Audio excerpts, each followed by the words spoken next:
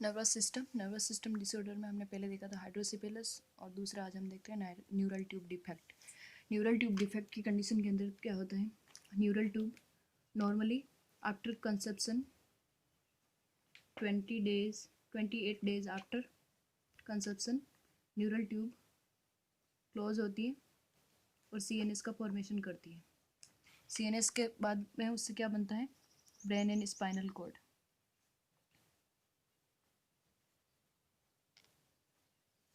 Defect के अंदर क्या होता है कि after 28 days of after conception neural tube होती है वो क्लोज नहीं होती है तो उसकी वजह से कुछ एबनॉर्मलिटीज़ होती है, वो होते हैं डिफेक्ट। ये न्यूरल ट्यूब है। न्यूरल ट्यूब के दो पॉल होते हैं, anterior Paul and posterior Paul. Anterior Paul पे अगर कोई एबनॉर्मलिटी होती है या फिर डेवलपमेंटल डिले होता है,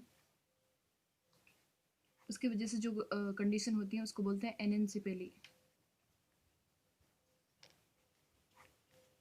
और दूसरे होते हैं पोस्टीरियर पॉल। पोस्टीरियर पॉल पे कोई डेवलपमेंटल डिले होता है या फिर क्लोज नहीं होता है पोस्टीरियर पॉल, तो यहाँ पे जो कंडीशन देखने को मिलती है उसको बोलते हैं स्पाइना बाइफिडा।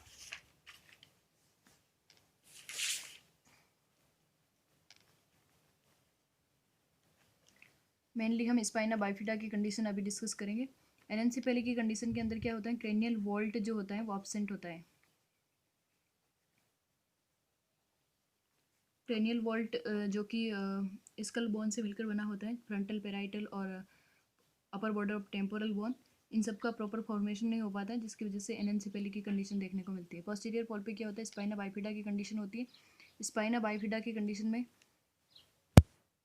दो टाइप की होती है मेनली, स्पाइना बाइफिडा ओकल्टा और दूसरी होती है सिस्टिका। ओकल्टा की कंडीशन के अंदर क्या होता है? ओपनिंग प्रेजेंट होती है और सिस्टिका की कंडीशन के अंदर सिस्ट या फिर आउट पाउचिंग होती है, वो देखने को मिलती है। फिर कॉजेज ऑफ स्पाइना बाइफिडा की बात करें, कॉजेज मेनली जो होता है zinc and folic acid deficiency,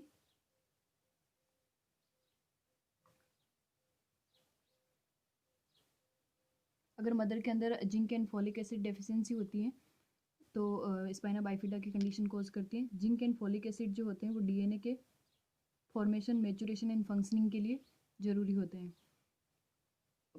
spina bifida की कंडीशन को प्रिवेंट करने के लिए before conception 1 month before conception क्या करते हैं? जिंक एंड फॉलिक एसिड का सप्लीमेंट स्टार्ट करते हैं और इसके अंदर 400 माइक्रोग्राम पर डे की टेबलेट्स होती हैं वो दी जाती है जिंक एंड फॉलिक एसिड की। इसके अलावा मैटरनल कॉजेस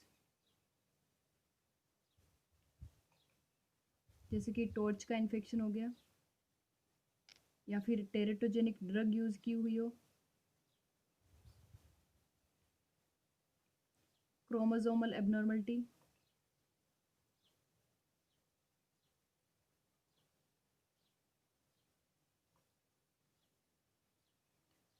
कॉजेज़ के बाद बात करते हैं टाइप्स की। टाइप्स में हमने देख लिया था स्पाइना बाइफिडा की कंडीशन जो कि पोस्टीरियर पॉल से होती है। स्पाइना बाइफिडा के अंदर ओकल्टा होता है, ओकल्टा में ओपनिंग प्रेजेंट होती है और स्किन जो होती है वो इंटैक्ट होती है।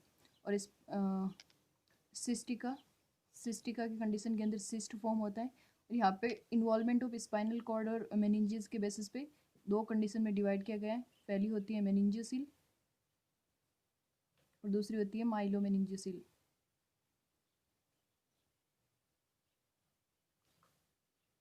मेनिंजियोसिल पहले हम ओकल्टा की बात करते हैं। ओकल्टा की कंडीशन के अंदर क्या होता है?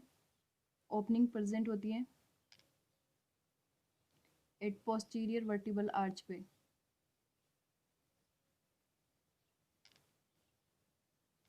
और इसकी मोस्ट कॉमन जो साइट होती है वो होती है लंबोसेक्रल रीजन।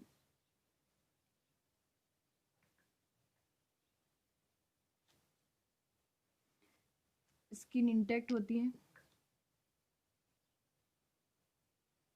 और टफ्ट ऑफ हेयर जो होता है प्रेजेंट होता है, तो वो ओकल्टा की कंडीशन होती है। जैसे कि ये स्पाइनल कॉर्ड है, यहाँ पे मेनिंजेस होगी वो एकदम इंटैक्ट होगी और यहाँ पे ओपनिंग प्रेजेंट होगी लेकिन स्किन जो है वो इंटैक्ट होती है। कोई न्यूरोलॉजिकल डेफिसिट कंडीशन नहीं होगी बिकॉज नर्व का कोई इन्वॉल्वमेंट नहीं होता है।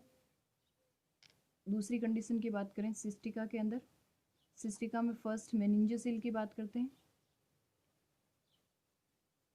मेनिंजोसील के अंदर क्या होता है, ये स्पाइनल कॉर्ड है, यहाँ पे स्पाइनल कॉर्ड की मेनिंजेस जो होती हैं पाया मेटर, ड्यूरा और एर्कनोइड मेटर, वो स्किन के साथ ऐसे जो सिस्ट फॉर्म होता है उसके साथ अटैच होती है, मतलब इन्वॉल्व होती है और यहाँ पे सिस्ट का फॉर्मेशन करती है। और इस सिस्ट के अंदर क्या क्या होता है, मेनिंजेस का इन्वॉल्वमेंट प्लस CSF। यहाँ पे भी कोई नर्व इन्वॉल्वमेंट नहीं हो रहा है तो कोई न्यूरोलॉजिकल डेफिसिट कंडीशन हमें देखने को नहीं मिलेगी।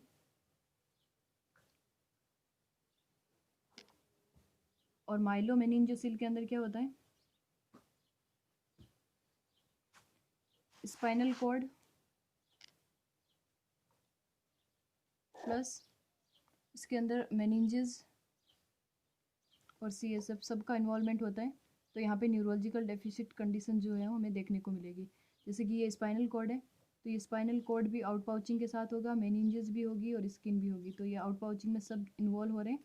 इसकी वजह से यहाँ पे न्यूरोलॉजिकल डेफिसिट कंडीशंस हमें देखने को मिलती है, वो होती है माइलोमेनिंजियोसिल की कंडीशन।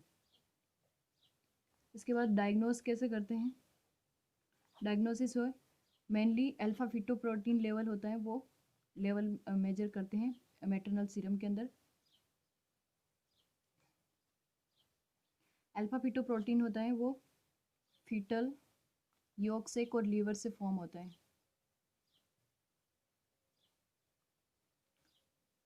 और maximum peak level of alpha fetoprotein जो होता है वो मदर के अंदर 32 वीक ऑफ गेस्टेशन पे होता है और फीटस के अंदर होता है वो 13 से 18 वीक ऑफ गेस्टेशन पे पीक लेवल पे होता है अल्फा फीटोप्रोटीन लेवल। लेकिन हम न्यूरल ट्यूब डिफेक्ट की कंडीशन को डायग्नोस करने के लिए अल्फा फीटोप्रोटीन लेवल जो चेक करते हैं वो 15 से 18 वीक ऑफ गेस्टेशन पे चेक करते हैं। अगर इस टाइम पे more than 2.5 multiple of medium अगर अल्फा फीटोप्रोटीन लेवल होता है तो वो इंडिकेट करता है न्यूरल ट्यूब डिफेक्ट की कंडीशन को। साइन एंड सिम्टम हो गए, डायग्नोस हो गया। इसके बाद मैनेजमेंट की बात करें, मैनेजमेंट के अंदर अगर CSF लीक हो रहा होता है तो with in 24 hour after birth surgery करके CSF को लीकेज को प्रिवेंट करते हैं। अगर CSF लीक नहीं हो रहा होता है तो आफ्टर बर्थ 48 आवर्स के बाद सर्जरी परफॉर्म की जाती है। और नर्सिंग मैनेजमेंट की बात करें, नर्सिंग मैनेजमेंट के अंदर मेनली पोजीशन में प्रोन एंड लेटरल पोजीशन में रखा जाता है। एंटीसेप्टिक टेक्निक यूज की जाती है और इन्फेक्शन से प्रिवेंट करने के लिए एंटीबायोटिक्स दी जाती है। इसके अलावा जो सेक होता है या फिर जहाँ ओपनिंग साइट होती है वहाँ पे नॉन अडेरेंट मोइस्ट कर सकते हैं NS के साथ, ड्रेसिंग की जाती है स्टेरॉइड।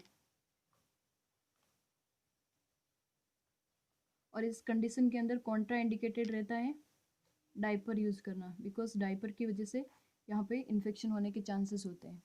Thank you.